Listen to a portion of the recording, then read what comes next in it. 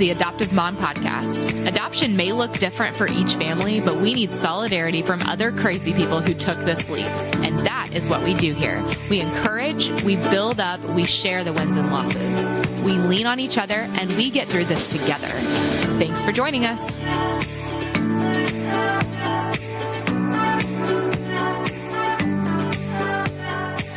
Hello, and welcome to the Adoptive Mom Podcast, Season 4, Episode 1. Did you catch that? I said Season 4. I'm so excited to be doing this for the 4th time, and that's all thanks to y'all. So thank you for supporting me and encouraging me and listening to our awesome guests just school us on some great topics and really hard topics and important topics, and this season is going to be no different. But to start us off, I have Kara-Kae James. Now, if you haven't heard of Kara-Kae, she's a writer and encourager, passionate about seeing women's lives changed and impact through the gospel. She's the founder and executive director of Thrive Moms, a ministry dedicated to seeing moms step out of survival mode and into the thriving, abundant life that God calls them to. She's also the author of the book Mom Up, Thriving with Grace in the Chaos of Motherhood. She's married to her husband, Brooke, and she's a mom to 4, one of whom is adopted. She works daily to encourage women to reach their potential as moms and as daughters of Christ, and she's passionate about pouring into moms because she knows firsthand how many moms are struggling and in desperate need of a reminder that God loves us and that we are doing His holy work. So she just launched January 1st, her book Mom Up, and so I was so excited to talk to her about this book. And here's the reason why. You know, on this podcast, it was started because I saw so many mom resources out there that just didn't apply to me and didn't apply to any adoptive mom, really. I mean, we could pull bits and pieces from it and we could try to, make our lives fit into it, but it just doesn't work. And so I love that an adoptive mom is putting out just mom encouragement, mom stuff that applies to us too. This book is for us and you should read it and it's so great. Okay, you guys, and one last thing. I want to remind y'all to rate and review the podcast. So with new guests, they're going to bring on new listeners, and it's really important that they have a place to look to see reviews and ratings for the podcast, and that comes from you guys. So I would really appreciate it if you would just take a minute, tap that link, and tell everyone how much you like the podcast and why, so it'll be recommended to new people with the new season. I would really appreciate it. With all of that said, I'm so excited to introduce you guys to Kara-Kae James. Okay, you guys, I am so psyched for my guest today, and I'll tell you why, because I bought her book. I asked her to be on the podcast before I bought her book, and then I started reading her book and was like, I need to be this girl's friend immediately. So on that note, welcome to the podcast, Kara-Kae James. Thanks for having me. I'm so excited to have you. So just take a second and tell us a little bit about yourself. Sure. So like you said, my name's Kara-Kae James. I am a mom of 4 kiddos. I'm a pastor's wife, and we live in Texas. And I am a writer, and I oversee an organization called Thrive Moms, and that's pretty much what I do. So awesome. And life's crazy. Yeah. And you have 4 kids, right? Yes. What's the rundown there? So, we're about to have birthday season. All of our kids have birthdays within a few weeks of each other. So soon we'll have, we go for about a month that our girls are all back-to-back ages. So we'll have 6, 7, and 8. And then our oldest will turn 9 in March. And then our youngest turns 3 in a few weeks. So I don't think I realized he was that young. Is he really tall? He just seems very tall. Yeah, he seems bigger than that in photos. Yes. And then our 6-year-old she's tiny. So they're almost the same size. They're 3 years apart and they are almost the same size, which is crazy. So people look at them and they're like, wait a second, how old is he? How old is she? So yes, we get that a lot. Yeah. So, but speaking of which, so 3 of your children look like you and 1 does not at all. Not at all. So tell us about that. So we have 3 girls that were that are our stair steps. They're biological. They were born all within a year of each other. So we had 3 under 3, And then we decided we wanted to adopt. And so we adopted, and we actually went into our adoption process thinking, oh, we'll have a girl because we have 3 girls. We know how to do this girl thing. And God kind of surprised us and said, nope, I have a boy for you. And it's been the greatest blessing for us. And he's absolutely amazing. And we're crazy about him. So we have this little boy that has completely changed our lives. So that's so awesome. He's wonderful. What are some of the differences you've noticed between having boys or having girls and having a boy? Oh man, boys are crazy. I always hear that, you know, boys are so different. Boys are just all boy. And what always amazed me is that our girls, we didn't have to teach them like that to be girly. They would just, you know, pick up any bag was a purse, anything was makeup. And I always thought, oh, well, they just watch me. But no, like Kendrick, our son, he is like, we always say he's like 300% boy. Like everything. He is constantly in like superhero mode, and everything is about a car or a truck. And he is just obsessed with all things boy. And he doesn't even like anything girl is not even on his radar, which is funny because he has 3 older sisters that he's watching all the time. And so he doesn't learn any of the girl stuff from them and doesn't even care anything about that. So it's so amazing to me, like the way that they just automatically know how to be a boy and how to be a girl. And yes. See, for me, crazy. It's the opposite. I have 3 boys, and then our youngest is a girl. And the boys are they're like just rough and tumble, and they're loud. I mean, no, my daughter's very loud, but they're That's just true. Oh my gosh. In a different way. Yes, she's like shrill, but yeah, I mean, she came out like unicorns, rainbows, butterflies, girly girl, and I'm like, how did this happen? You have 3 older brothers, and she's just like, and she owns all of them. So, oh yeah. Yeah. I'm sure that your little boy has everyone wrapped. Yeah. Mm-mm. Yep. Everybody's wrapped around his finger, and he knows it, and he's proud of that. So. Yeah, I have a little boy in that age group too. And it's, oh my gosh, the like terrible people. I feel like you're either camp terrible twos or camp three-nager, but I'm like, they both suck. Like they're both awful. Yes.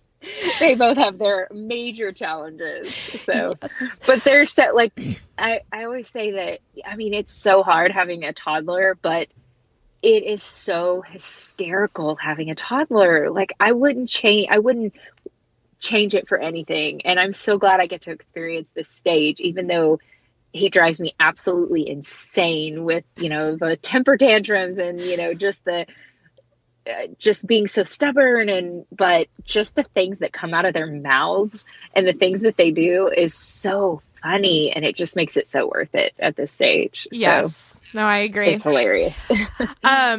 So yeah, I want to get into your book and Thrive Moms and all of this cool stuff. But first, I want to hear all about your adoption story. And I've read it in your book, but for those listeners who have not read it, it's really cool. So I just want you to share with everyone like why you guys decided to do this and then how you got there. Sure. So I always knew that I wanted to adopt, and I didn't even share this kind of the backstory to our adoption. So I'll kind of give you the little inside scoop there. So I always wanted to adopt, and my husband was real like, I don't know. He didn't really know much about adoption. That seemed really scary to him. And just the whole idea to him was he was worried about all of that and just didn't know. He didn't have much information, and he was afraid like, but what if I get attached and they take the baby away? And what if, you know, all the what ifs. He was so concerned about those things. And I told him, you know what, we don't have to do anything until you're ready. And we had our first baby. She was kind of a surprise, wonderful surprise baby. So we had her when she was 3 weeks old. My husband's a pastor, and we were at a church leadership conference. And we're sitting at this conference, both of us together, and we have our 3-week-old baby with us, you know, because when they're that little, you just kind of tote them everywhere. Right. And so we're at this conference, we're exhausted, and someone gets up and they are talking about adoption, and they're talking about the orphan crisis in our world and in our nation. And they're just breaking this whole thing down. And he just looks at me and he's like, that's what we're supposed to do. And I was like, I know. I knew it all along. I just needed you to know it.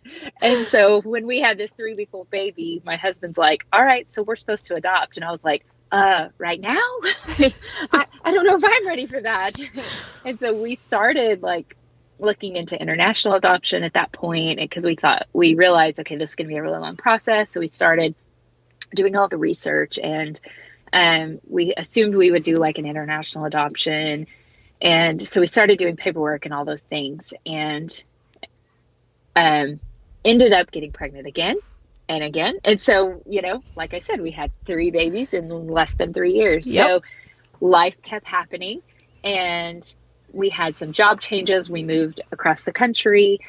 Things kept happening. And so we were like, okay, we know we're supposed to do this, but nothing is happening the way we thought it would. And so 6 years later, when our 3-week-old baby was now 6 years old in kindergarten, we finally brought our baby home from the hospital. And so through that whole process and all the years of researching and, talking to people, we ended up deciding to do a domestic adoption.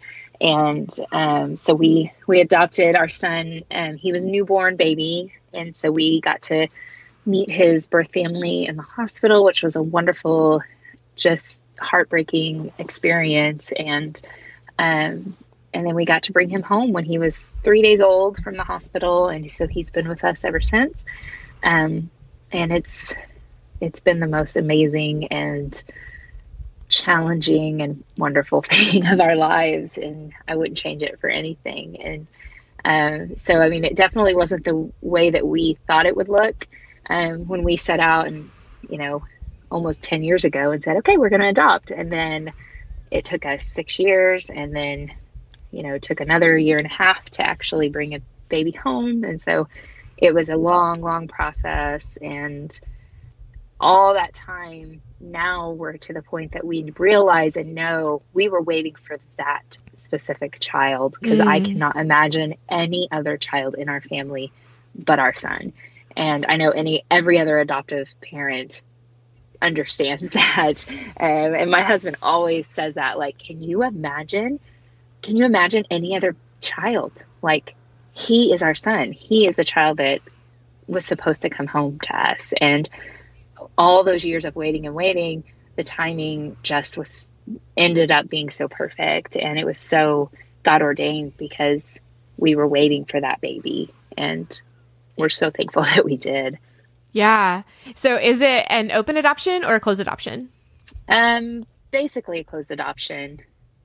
Gotcha. So, I wasn't sure, because I know that in Arkansas, that's where I live, so Northwest Arkansas, they don't do open adoptions. So that's like up to the individual attorneys if you want to have an adoption agreement. And so I wasn't sure if in Texas that was even an option. Yeah, it is.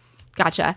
Well, I know that there's just so many layers there. So now you have, an adoptive family, and you have a multiracial family, and you have, your eyes open to like birth mom issues and like the brokenness that has to come first from adoption. So, you have all of these things that have influenced your platform, right? And yes. To my knowledge, Thrive Moms existed before Kendrick, right? Yes. So how has that changed how you have run Thrive Moms? I see it differently, because I see motherhood so much differently. I see the way I parent so much differently, because now I see race so much differently, because Kendrick is not the same race as me, and I've learned, that I have to be sensitive to that, and I have to educate myself, and I have to learn what it means to raise this little boy to be, I want to raise him to be a strong, confident Black man someday. And that's hard, sometimes as white parents, and it's a challenge, and it's a challenge that we take on. And my husband and I are very, we educate ourselves, and my husband has read about 500 books on what that looks like. And, so we're doing the work on our end, and we have so much more work to do, because, it's not something that's, an overnight thing that we're going to just go, okay, we know everything. Now we can raise him up right. There's so many things that we have to do. And it's helped me to understand there's so many, like you said, there's so many more layers to what it means to be a parent and what it means to be a birth family or a birth mother. And so, I've learned to be so much more sensitive to different situations and different people of where they may be in, their backstories or what circumstances they may have walked through. So it really has opened my eyes to so many different circumstances and people. Yeah. Well, and I should have asked this before I asked that question, but just tell us a little bit about Thrive Moms. What is that and how does it work? I know that it's like a chapter type situation, right? So Thrive Moms, we started Thrive Moms about almost 6 years ago and wanted it just to be a place that moms could be encouraged and empowered as moms. I started it with my friend Natalie, and we were seeing so many moms just hurting, and we thought, okay, we were both really struggling at the time, and we were like, okay, we feel led to encourage moms. How can we do that? Well, moms are on the internet, and that was how we met. I met her on Twitter, and so we thought, how can we do something to encourage moms? Because there were so many things online that were just these like negative messages towards moms, or just fake messages of like, not truly the gospel message. And we wanted to put the true gospel message in front of moms and help moms see that God's word is for them too, and that the calling on them is so, so important. And so that was why we started Thrive Moms, just really to encourage women to walk in abundant life as moms. And so we started this ministry, and now we do Bible studies for moms, and we have local chapters. We provide a lot of community type of resources so that women can start groups on their own in their local communities. And we just provide a lot of resources and tools to help moms thrive in motherhood. And so that's what Thrive Moms is all about. And it's really just encouraging women to step out of survival mode and just not getting lost in the mundane every day where you just feel so bogged down and overwhelmed with everything that motherhood is, and finding joy in it, and being able to find your people and thrive alongside what your community is, and really enjoying it again. Yeah. And I feel like I have this other knowledge that probably listeners don't have because I've read your book, and you go into such detail about it. And of course I want to take this moment to tell everyone listening, stop what you're doing and go get this book, because we're about to talk about it, and you're going to, yeah. But anyway, I think that first of all, I want to say that one of the biggest things that I struggle with as an adoptive mom is that there's a lot of times when I read books or I listen to a podcast or something like that, and I have this feeling like this isn't really for me. Because this is from a neurotypical family. This is from normal moms. They can do normal mom things, but I have trauma in my home. I have, all these other things. And so this doesn't apply to me. And so there's a sadness, I'll still read the books, but there's a sadness that goes with it. Like, yeah, but I have to put on my like adoptive mom lens. And so when I picked up your book, I'm just like soaking in your words, because I'm like, this girl gets it. Like, you are an adoptive mom. You understand the issues that come with that. And you still wrote a book just geared toward moms in general. So coming from that place of adoption, but you still had your, I love that you talk about mental health issues and all of those things when you're setting up for your, the rest of your book. So how did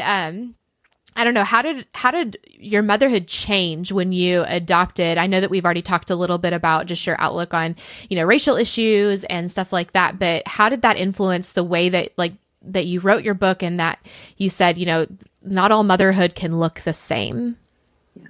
And I shared about this in my book. The chapter that I shared, the story about adopting Kendrick, I talked about how our kids were never ours to begin with. Mm-hmm. And I used to have this really tight grip on my girls, and I thought, and I'm a kind of a control freak, and I'm super type A, and I want everything in order. And so I always kind of approach motherhood in that way too. Like, okay, I can have my girls in order. I can have them do the certain things I want them to do. I can have them look the way I want them to look. And that is what makes me a good mom. And then we adopted Kendrick, and I realized, oh man, like, this child is not built like me, does not have my DNA. There's so many different things. There's so much trauma and hurt that comes from this. And I realized in that this child and these other children that I'm trying to shape into this perfect thing, none of these are mine. These are a gift from the Lord that I am just here to use. I am a tool that God is using to grow them. I am not here to help them stand in line and obey and be perfect. I am just a tool to lead them back to Him. And that was, I think, the biggest takeaway for me as I adopted him, because God said, hey, hello, remember me? I'm the one that created them and gave them to you. You didn't do anything here. Like, I don't care that you grew them in your body. I still made your body. I still made them inside of your body. I don't care that you filled out all the paperwork to bring your son home. I still created him inside of his birth mother and made him perfectly the way that he is. And so it was such a learning experience for me to just to know and understand that they were never mine. They are not mine to, force them to be a certain way or try to fit them into the mold that I want them to be. And that's never going to work out well for me or for them. And so I just have to help lead them back to him every day. And that's when they're really going to turn into the great little humans that he created them to be. Yeah. And I wanted to touch on that because I love that you talked so much in there about just keeping your eyes on the Lord as you're parenting. And I think that because I'm totally a type A person as well. Mm-hmm. I don't know what your Enneagram is. Mine is 1 wing 2. So it's like, yep. I'm a 1/9. So Yep. And so I want everything to be perfect. I want everything to be systematized. And when it's not, then it all falls apart. And I think in my mind, keeping my eyes on Jesus, just sometimes it feels like another box to check. And I love that in your book, you talk about how everything else just kind of falls into place. And it's not that that's a new concept, but as I'm reading it, it's like breathing life into me because I was like, oh my gosh, like you just forget that as a perfectionistic person, you're like, okay, I looked toward Jesus, check. I got the boxes, I got the lunch boxes packed, check. And you're just looking and it's like, it's easy to overlook and it stops being a lifestyle at that point. So what was your journey to get to that understanding? It's an everyday journey. It's not like, oh, I have arrived, I'm here. It's an everyday thing because I literally still struggle with that every day. I was just before we sat down, I was sitting, it's a Monday. I'm in checklist mode. So I'm like, okay, working on my checklist. Oh, I haven't sat and done my Bible study yet. I need to check that off my list. No, that doesn't need to be a check on my list. And so that's so hard for me still. And I've had to train myself to make it more of a part of my rhythm and part of my mindset, just to continue to focus back on him when I'm feeling frustrated, to focus my thoughts back on the Lord and who he says I am instead of who I'm thinking that I am or who the world says that I am. And even getting lost in like, I've learned a lot as I've learned about the Enneagram and like learning who I am. I feel more comfortable and confident in who I am because, okay, it's nice sometimes to know that there's other people that are like me. It's always nice to meet another one because it's like, you feel the same way as me. You struggle with me. You get me? Like, it's always really nice because sometimes I feel a little lost and I am the only person that struggles with these things. But I also can't get just complacent in that and say, okay, well, it's okay. Well, I'm just this way, so I'm just going to be this way. I still have to make sure that I am focusing and always placing my thoughts and on him before I'm saying, well, I'm just a perfectionist, so it's cool. It's fine that I'm getting stressed out. That's because that's my personality. What are my motivations for why I'm stressed out? I don't think that that's necessarily always a healthy thing for us to just live in stress mode.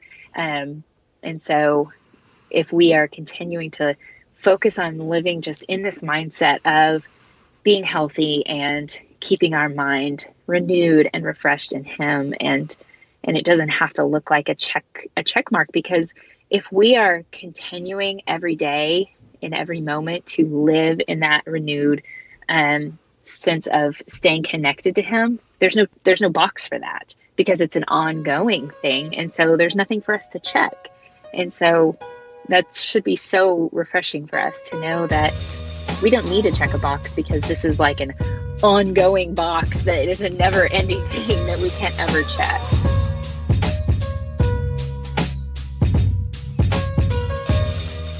All right, guys, sorry to interrupt. I hope you are really loving my interview with Kara-Kae James, but I had a couple of things I wanted to remind you guys about.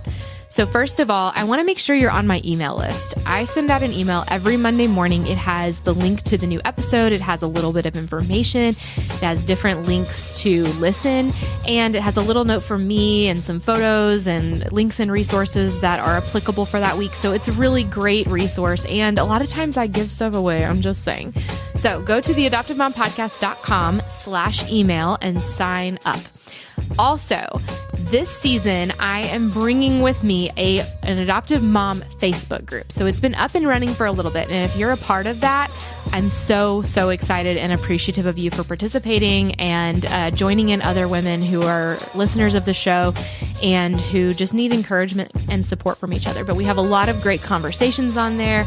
And we have lots of moderators, not just me, that bring you guys different, themed days and different topics. We share prayer requests and wins for the week and all different kinds of stuff. So go to Facebook. You can find the link in theadoptivemompodcast.com, the show notes, but you can go to Facebook and go to the Adoptive Mom page, and you should be able to find the group there as well.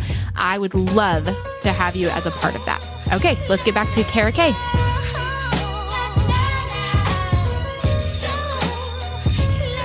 At least, like you said, it's still a journey, and I feel like I'm not even close. But yep. I think I realized the importance of it whenever I adopted, because there's nothing to remind you that you have zero control over anything like adoption. Because, yep. I mean, even just like filling out the paperwork, you're like, they're not moving at the pace that I would prefer for them to move. This is not happening the way I planned. Right. And then, for us, this might not be your story, but we got a kid. We adopted a teenager. So he was 14 when he moved in with us, and none of his diagnoses were accurate. And there was a lot more to the story than anyone had known. And he had like stuffed that deep inside of him for like 3+ years. And then it all came out, and I was like, what is happening? Who has moved in here? What have we done? And it was a long journey of like, God, where even are you in this? You brought us to adoption, and now I just feel like you're gone, and I feel like I'm just lost and like trying to put the pieces back together. And so I think that was such a humbling experience to be reminded in such a real way, like you literally have no control here. You have to just fall on your knees. Yeah. But you've been talking, and I wanted to touch on this. I actually wrote it down because I wanted to make sure that I talked about these false messages. So I feel like in a lot of, I want to say secular motherhood, but that sounds really judgy. But I just mean a lot of the funny articles that you see, they are telling you like, yes, life sucks right now, but soon they'll move out and it'll be fine. Right. And I love that you talk about that over and over and over again in your book, just about thriving in motherhood now, but also that some of these false messages are meant to give us grace, but they don't. And that even goes to the name of your book, which I'll talk about in a second. But I love that you're like, you know what? It's not okay to just be stressed all the time. And I feel like that's what the world tells us. They say like, this is just life, accept it and make it funny and laugh about it or something like that. But you're saying, no, that's not okay. So how did you realize that? And how did you, formulate that into a platform? So this was a hard chapter. I wrote a chapter specifically about this I wrote a chapter specifically about this, and it was hard for me to write because I thought, man, people aren't going to like this, and I want people to like me. But I thought, as I was reading and studying the Bible, and I'm looking at, the messages that moms are reading, and I realized, okay, the things that we're saying to moms is not matching up with what God's word is saying. So there's something off here. And if God's word is for everyone, which I think we can agree that it is, it's not just for our pastors or for our, the big wig ministry leader people. It's for all of us. It's for those of us that are like literally crying over the kitchen sink because our 7-year-old just told us that they hate us, which happened to me this weekend. It's for all of us. And it should be used as a tool for all of us. And so if we're using these messages from the world of, well, it's okay to not be okay, just, suck it up. Life's just supposed to be hard. Motherhood is it just sucks. And you just get by until your kids are grown, and then you get back to your life. If we live in that mindset, then we miss so much. And yeah, we have those moments where motherhood is just awful. We cry over the sink and it's hard. And yeah, we want to miss those moments, but then we also miss the moments that are so incredibly wonderful. And so I wanted to approach it in what does the Bible say about who we are? Because God's not speaking to just one select group of people and ignoring us. He's speaking to us, the moms, the women that are raising the next generation of people, because it's our job to tell these little people who they are too. And if we're listening to those messages and we're taking on those mindsets, then even if we're not saying that to our kids, we are living that out and showing that to our kids that it's fine. We're just getting by every day. It's okay to, not be okay, but sure, maybe it's okay to struggle through a season and not be okay for a season, if you will. But Jesus never leaves us in the not okay. He always will carry us through, and he will always, rescue us out of that not okay and take us to the next season. And so I really just wanted to encourage women in that these worldly messages that we hear are not for us, and they're not biblical. They're not the best thing for us. That even when sometimes the Bible is hard for us to hear and to understand, that the message is for us. It's for us too. And we can get so much from it if we will just sit and listen and lean into it. Yes, girl. Yes. It's so good. And you found the in between. And I think that that's so, so, so hard, because you feel like it's either got to be, everything, you're just making it, you're just getting by. It's okay to not be okay, false grace. Or you're like, you need to get it together and have a craft prepared for every day. And you need to always have everyone dressed perfectly. And it's like, it's so hard, because that's where my brain goes. It's all or nothing. Yeah. It's like, I feel like if my kids are not out of their pajamas, then I'm just this like loosey goosey mom all of a sudden who's let it all go. And I love that you have such a positive voice, I think, when you write, that it doesn't come across as shaming or judging or whatever. And that even brings us to the name of your book, which is Mom Up. But I love that because it's a play on Man Up, right? Yeah. So tell us about that. So it was a play on Man Up, and I always thought it was funny. Like, I always thought the term, the thing Man Up was funny, because it's like, okay, men are always told, like, man up, be who you're supposed to be, like, but then women, we're like, oh, you're fine. You're supposed to live in your yoga pants, and you're supposed, as I say that, as I'm sitting here in my yoga pants today. And I don't plan on doing yoga today, but it's like, we're supposed to like, just be like, blah. That's just what we are, what's expected from us as moms. And so I thought, well, what if women are given that same challenge? What if we are challenged to be what we are meant to be, like mom up, and be what you were built to be what you were made for, and not in a negative way of like, come on, get up and do it. Like, get your kids dressed and, put your, high heels on, because nobody wants to do that, or at least I don't. But, just that calling and that encouragement to be what we were called to be, and that we were made for so much more than what the world tells us that we are as moms, and that we really can thrive in the absolute chaos of motherhood. So yes, and that's one of your 4 pillars, which I love. But when you hear the term man up, that I feel like it implies that manning up is a good thing, that being a man is a positive thing. And I think that so many of us feel like, because, especially for a stay-at-home mom, or just any part of motherhood, even if you're a working mom, the mom part of it is not like compensated with money. Negative. And so you feel like it's not important, or it has to take a back seat. And I love that you place so much importance. You're like, it's quite possibly the most important thing you will ever do. And as adoptive moms, we know that too, that we are, we're taking what God has given us, and we're also taking on this extra calling, which makes it harder, but we're up to the challenge. And that even if that makes us actually crazy, we're still gonna mom up and do it. Speaking of actually crazy, can I just say that I love the chapter where you went in depth about like your struggles with anxiety, and I love how open and honest you were. It was life-giving. Like, as an adoptive mom. I'm so glad. Yes, but as an adoptive mom reading it, I feel like I'm a pretty honest person. I mean, I have a podcast and I've shared a lot of really deep stuff on here.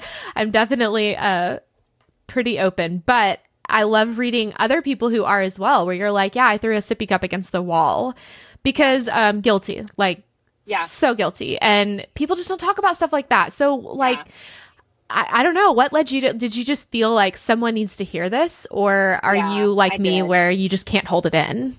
No, it was really hard for me to share it. And there was some stuff in the book that I hadn't even shared with my husband, some things that I had dealt with that I hadn't even shared with him. And I had to sit him down and say, I need you to read this before I turn it into my editor. And he's like, what?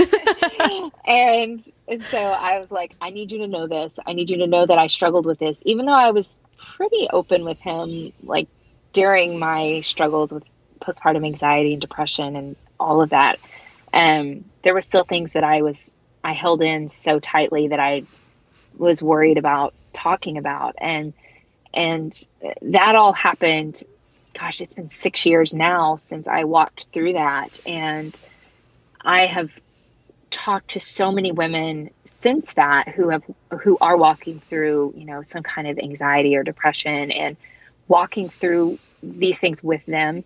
When I share with them openly about the things that I struggle with, and just seeing them, that look on their faces of, I'm not the only one, like just this like look of, oh my goodness, I'm not completely insane.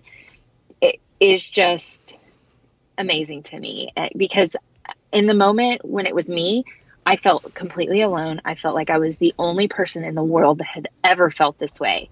And so for me to be as open and vulnerable as I was, it was my hope and prayer that another mom reading it would say, oh my goodness, I'm not the only one that feels like this. And while it's really scary for me to share my story so openly, because I was like, oh man, my mom's going to read this. And,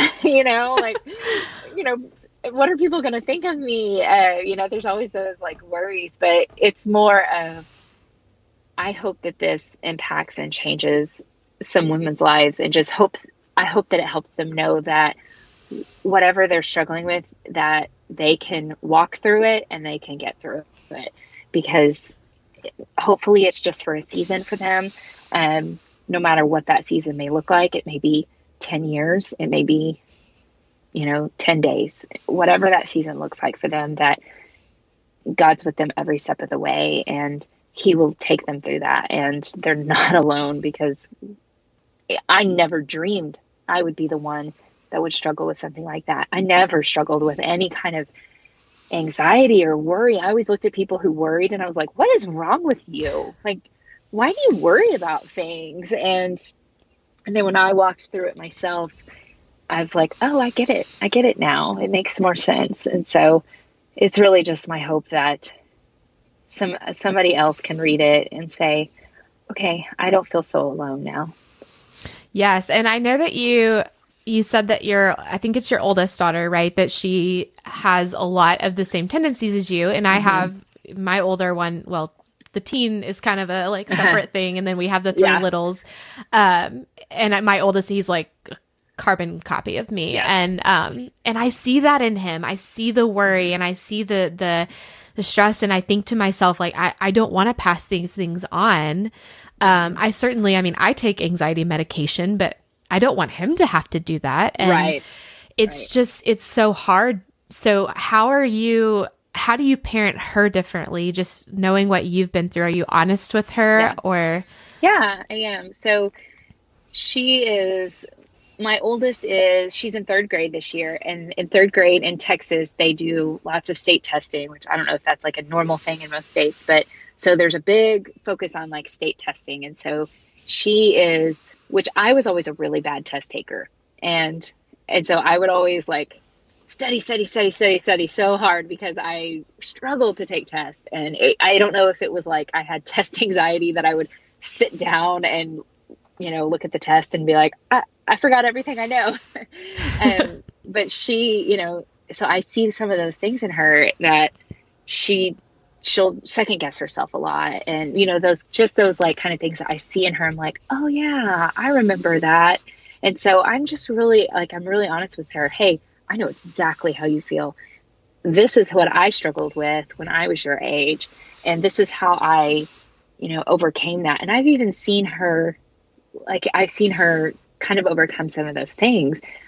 This past week, they had some practice tests at school, and she came home and she's like, Mom, I made 100 on one of my tests. And it was just amazing to see her struggle through some of those things, but then find some confidence, because that was really what I wanted, was for her to find confidence in her work and not always second guess, because she was so worried everything had to be perfect. And that's exactly how I am. I second guess, all my work. I want it to be perfect. I need everything to look just right. And I, sat down and worked with her on things. Hey, if you feel like that's the right answer, just leave it. And she's like, I made 100. I didn't go back and change my answers afterwards. It's like, that's awesome. You're doing so great. So, it's amazing that if we can share our experiences with our kids, they can feel, oh, okay, well, same as us. They feel like they're not the only ones that are struggling with second guessing themselves or, struggling to just with those little things. So I hope that helps her grow up to not always second guess herself when she's older too. So we'll see. Yeah. Well, and I feel like, the times that I get the most out of, talking to my mom about motherhood are when she shares with me what she struggled with, because I don't feel like I'm insane or doing it wrong. And I'm able to be like, oh, okay, you thought you were going to pull every strand of your hair out too. That's not okay. But it's hard, with someone that struggles with anxiety, there's just this extra layer of, not handling the chaos well just because it's chaotic, not just because it's loud, which I don't handle noise well at all. But also it's like, if something's chaotic and the kitchen's a mess, I am rocking in the corner. Yeah. And it's like, I can't handle all those things going wrong. And I don't know. I really like that your message was embracing the chaos and that it's okay to look at this and speak truth to yourself. Because that's another big thing that I struggle with doing, because you feel a little crazy talking to yourself, but that's so true. But it's really important. It's really important to say okay, let me look at this moment. Why do I feel this way? It's okay to feel this way. Anyway, I'm just so excited about your book. I'm so excited about all the things you had to say, and that it comes from an adoptive mom, because you're saying yes, I'm a normal mom, but I'm also an adoptive mom. And this book is for everyone, all types of moms, wherever you're at in motherhood, and that your motherhood doesn't have to look the same as someone else's, because we're all pointing toward Jesus. I don't know. It's not that that's a new concept, but it was just life-giving to read those words and know that this is for me. So thank you for writing that book. Oh, of course. Thanks for doing Thrive Moms. Are you okay with us getting into some of these closing questions? Yeah, sure. Awesome. So what do you wish that someone had told you at the beginning of this journey? Your adoption journey, excuse me. I wish that someone had told me how hard it would be. I think I anticipated that it would all be like rainbows and unicorns and perfect. And I didn't realize the loss that came with it when we started. And I would still do it all over again. And I probably will do it again someday. Yes, I talk about that a lot, just saying that, I think that people are like, yeah, adoption's hard, but you have your normal people version of hard, and you don't realize that it's like this completely from brokenness hard that you just have no way of understanding. And if somebody had tried to tell me that, I don't know that I would have even been able to get my brain there, but it's true. I wish that someone had been like, this is hard in a way that you don't even know how to understand, but just trust me. But when you're there, it will click and you'll get it. Yeah. It's so different from everything that we go through just as normal upbringing people. Okay. So what is something you wish you had done differently? Oh man. I wish that I was able to have a better relationship with, Kendrick's birth family. I don't know that that's something I could do differently. And that's just something that I pray about a lot, that maybe someday we can reconnect and have a relationship with them, because I would love that for him. Yeah, that's a good one. It's hard to learn how to hold the balance of I'm his mother and I'm the one that's doing the Lord's work here, but then there's also this other piece of him, and how do I honor that while also being honest? Yes. And it's tough. It's hard. Yep. So, okay, what is your favorite way that your tribe supported you through your adoption story? Oh man, we had so much great support. Our church supported us so well financially because we did a private adoption. And so, as you know, it's just outrageous. And so that was huge for us. But just the way that people celebrated with us, and really came alongside us to support and be a part of Kendrick's life has been amazing. The way that people just cheer him on and encourage him, and I know that he will have that forever, and so I'm so grateful for that. That's awesome. And the flip side of that question for me is always, what is the way that you felt misunderstood or not supported by those close to you?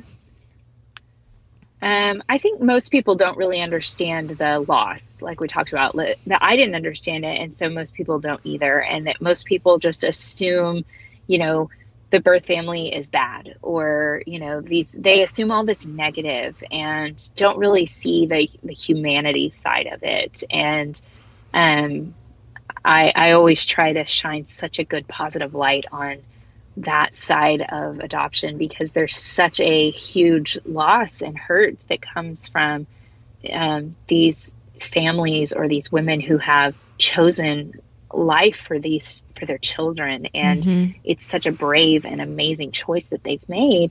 And so, I cannot even imagine saying I'm going to carry this child and then I'm going to hand them over to someone else and possibly never see them again, not knowing. And so I always wish that people could understand that side of it and not look at that in a negative light the way a lot of people do.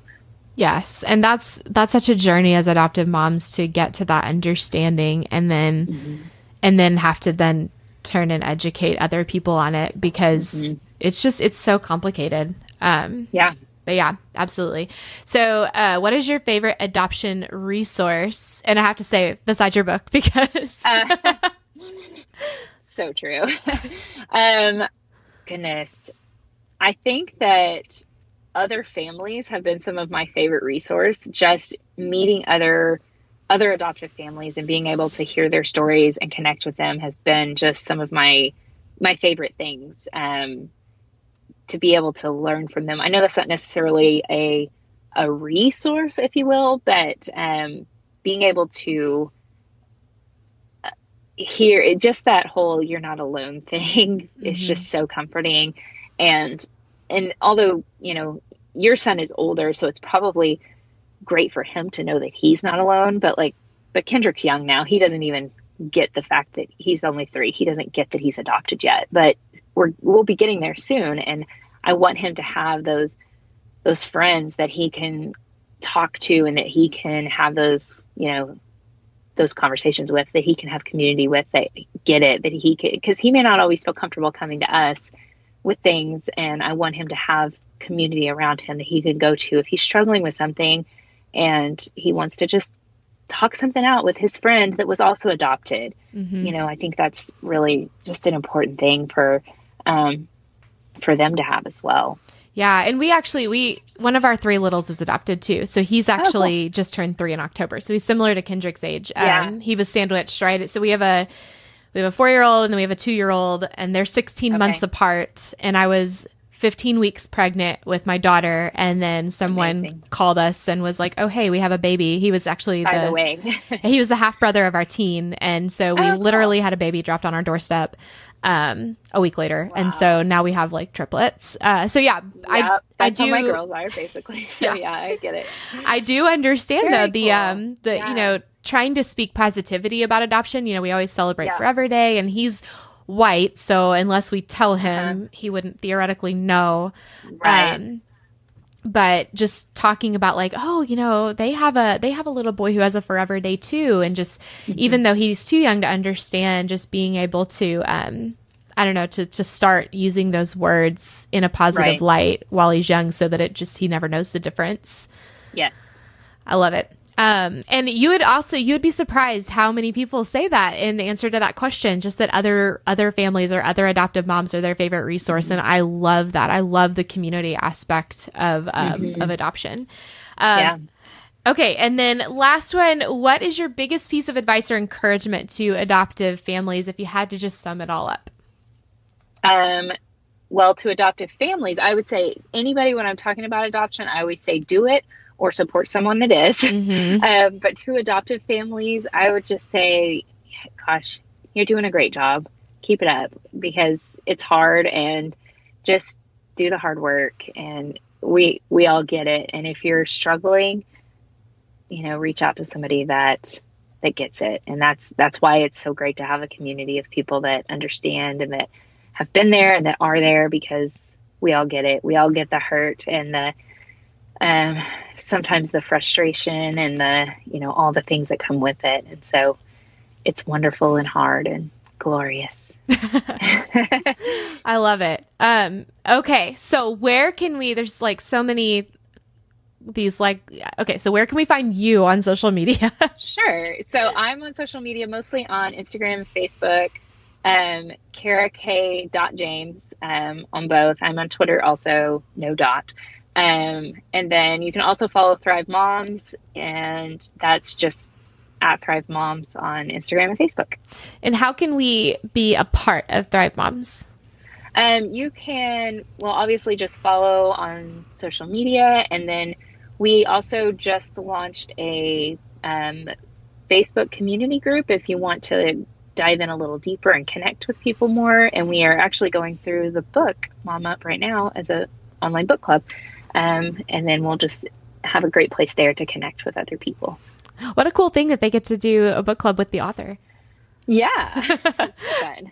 And then, where can we buy your book? Pretty much anywhere. Amazon, Target.com, Barnes & Noble, Books A Million, all the places that have books, pretty much. All the places. All the places. I love it. Well, I'm so excited that we got to chat, and I'm so excited that your book is out, and congratulations. You wrote a whole book. That's a big deal. Thank you. It's like birthing another child. I love harder. That. You actually posted that on Instagram. You're like, I gave birth to a child. I did. It was the longest. I always joked that Kendrick was the hardest because it was the longest process, but this book actually was the longest process. So it's my longest baby that took birth into the world. So good stuff, girl. Well, thank you so much again. Thank you for having me. It was so fun. Thank you so much for listening to the Adoptive Mom Podcast. I hope you found encouragement here. I need you to know that you are enough and you're doing a great job. We are all in this together, and I am over here cheering you on. Don't forget to check out show notes for this episode and other resources at theadoptivemompodcast.com. Thanks for joining us.